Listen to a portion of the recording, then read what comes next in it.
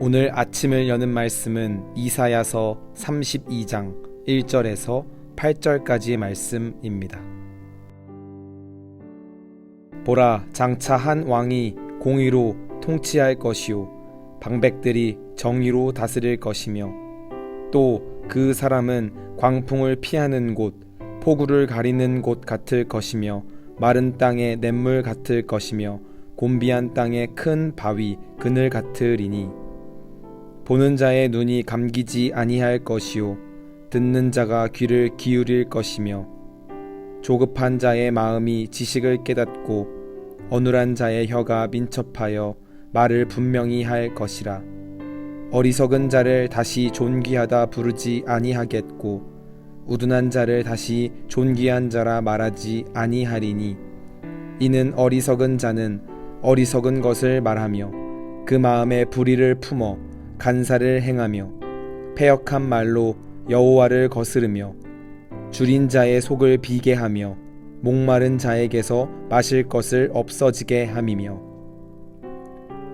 악한 자는 그 그릇이 악하여 악한 계획을 세워 거짓말로 가련한 자를 멸하며 가난한 자가 말을 바르게 할지라도 그리 함이거니와 존귀한 자는 존귀한 일을 계획하나니 그는 항상 존귀한 일에 서리라.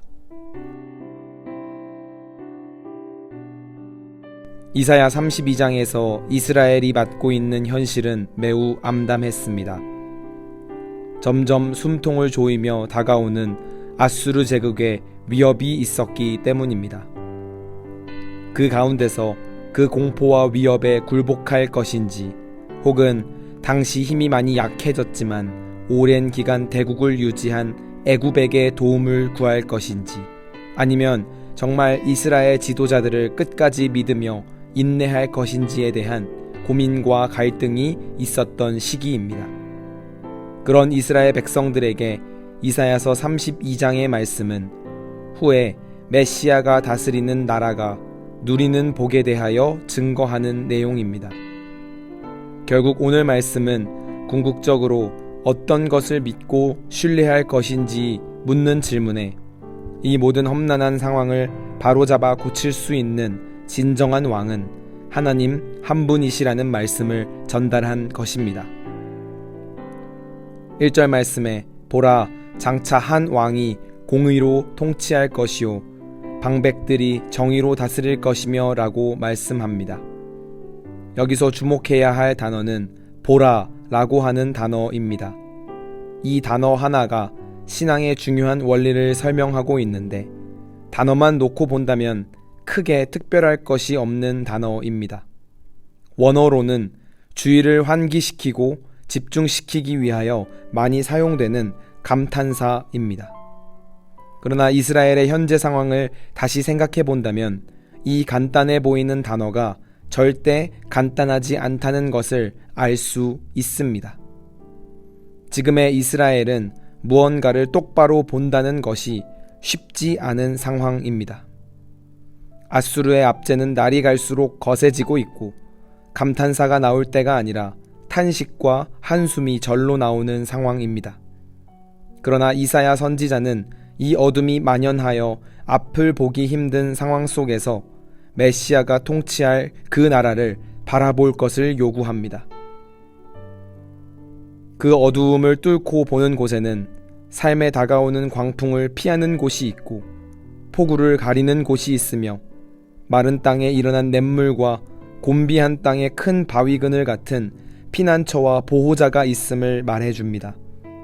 또한 3절에서 7절까지의 말씀을 통하여 공의로운 통치가 시작될 것임을 말하고 있습니다. 세상이 우리에게 말하는 힘의 논리가 사라지고 진실과 거짓을 올바르게 구별하고 말할 수 있는 진리의 시대가 올 것임을 말하고 있습니다. 결국 모든 어두움을 견뎌내고 진리의 통치를 받아 생각하고 살아내는 자는 존귀한 자가 되는데 그 사람은 존귀한 일을 계획하고 늘 존귀한 뜻을 펼치며 새로운 인생을 살게 될 것을 이야기합니다. 오늘 말씀을 통해 중요한 사실을 기억해야 하겠습니다. 우리가 살아가다 보면 삶의 어려운 순간들을 맞이하곤 합니다. 작은 시련에서부터 큰 고통에 이르기까지 우리의 삶은 어려움의 연속이라고 해도 과언이 아닙니다. 그때의 성도는 눈을 들어 주님을 볼 수 있어야 합니다. 현재의 고통이 끝이 아니고 영혼이 망하는 것이 아니라 예수님이 이 땅에 오셔서 악한 자들을 물리치시고 새로운 삶을 허락해 주신다는 것을 바라볼 수 있어야 합니다. 또한 주님의 통치가 임할 그 순간까지 포기하지 않고 인내하며 기다려야 하겠습니다. 결국 이 모든 어두움을 이겨내는 진정한 왕은 하나님 한 분이심을 굳게 믿는 성도가 되어야 하겠습니다. 이 사실을 기억하면서 두 눈을 크게 뜨고 주님을 기다리는 귀한 성도가 되시길 바랍니다.